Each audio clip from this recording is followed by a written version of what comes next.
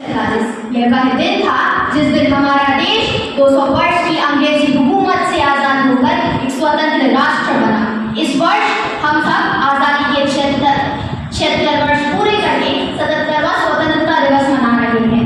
यह दिन सिर्फ खुशी का ही नहीं है, यह दिन है स्वतंत्रता सेनानियों के साहस और उनके निस्वार्थ कार्य को याद करने का, जिन्होंने हमारी स्वतंत्रता को सुरक्षित रखने के लिए दशकों तक संघर्ष किया।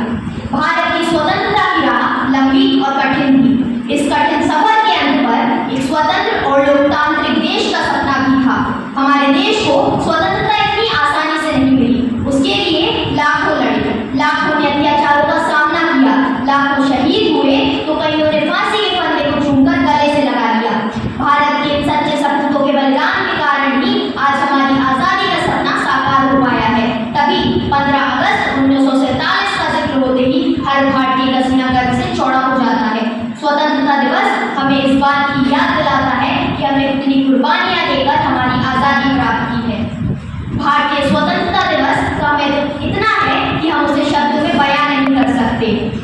अटल बिहारी वाजपेयी जी ने कहा था कि भारत कोई भूमि का टुकड़ा नहीं है, यह एक जीता जागता राष्ट्र पुरुष भी है।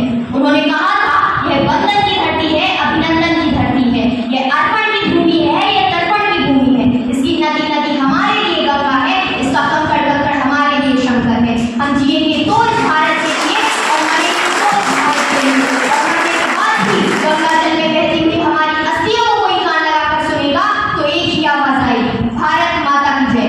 1947 से 2023 तक हमारा देश हर क्षेत्र में प्रगति कर रहा है। हर दिन खेल, शिक्षा और सैन्य कौशल सहित विभिन्न क्षेत्रों में हमारे देश के इतिहास में एक नया अध्याय लिखा जाता है।